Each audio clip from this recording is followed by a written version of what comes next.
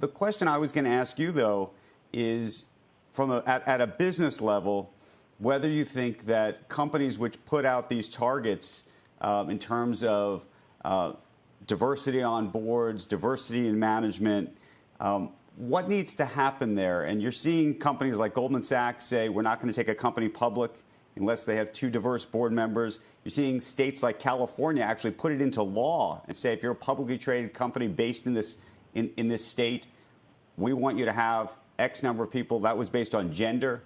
I mean, do you think we have to do this in a more systematic, if not regulated way? Well, you use the term that for a business guy sends up a red flag, regulated way. I wouldn't be for that. In a more systematic way, in a more intentional way, yes, it is good to have, I've served on any number of boards, and it's good to have diverse perspectives and voices around the board table. But essentially, when you're a director of a company, you have, various fiduciary duties which are defined, not only by law but in the common law and in common sense to the owners of the company as well as to the employees as well as to the community. That means that you can't sort of say, well, we used to make shoes, but now we ought to do something else to help move the needle in terms of the diversity perspective.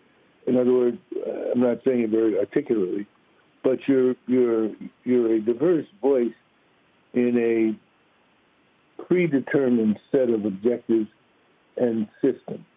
So that while it's good, again, it's not the whole answer. And I think what you're going to see more companies intentionally, with intention, diversify both their boards and their senior management. But is that going to make a transformational difference? I don't think so. Hey, Dick, it occurs to me that this is all happening at a pretty inopportune time just from the economic perspective. It is far harder to lift all boats in an economic crisis, and that's certainly what we're facing this right now. Even though the markets come back, you are talking about companies that are not going to have the revenue that they had anticipated for this year. You are talking about companies that are talking about laying off en masse to try and make up for that, pay cuts that have come in other places.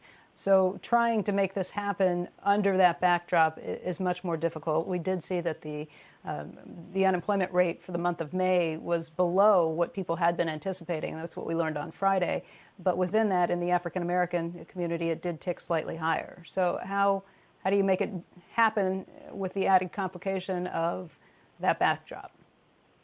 Listen, that's a $64 question, or $64,000 question.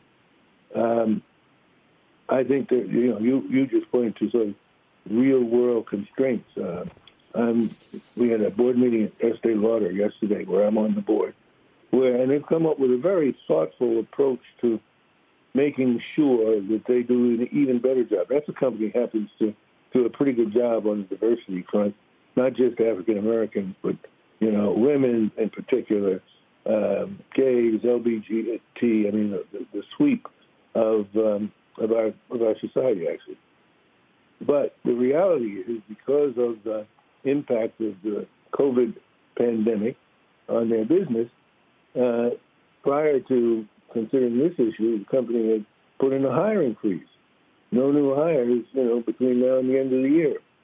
And so, how do you deal with trying to balance up your employment scale and when you have a hiring freeze and not hiring anybody? I think a lot of companies are going to have to face that, and I think it will moderate or slow down the progress of which we're going to see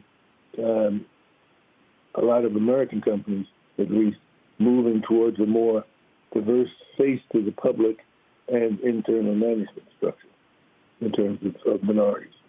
It's it's going to be a challenge, but I think what will help is there's going to be more transparency. There's more CEOs and more senior corporate managers are going to be talking about what the intention is. They're going to be marking where they are now, and they're going to be explaining to their employee base and their other constituents, including their shareholders, what the game plan is going forward, so that people can at least mark progress and understand through transparency what's going on. That'll help.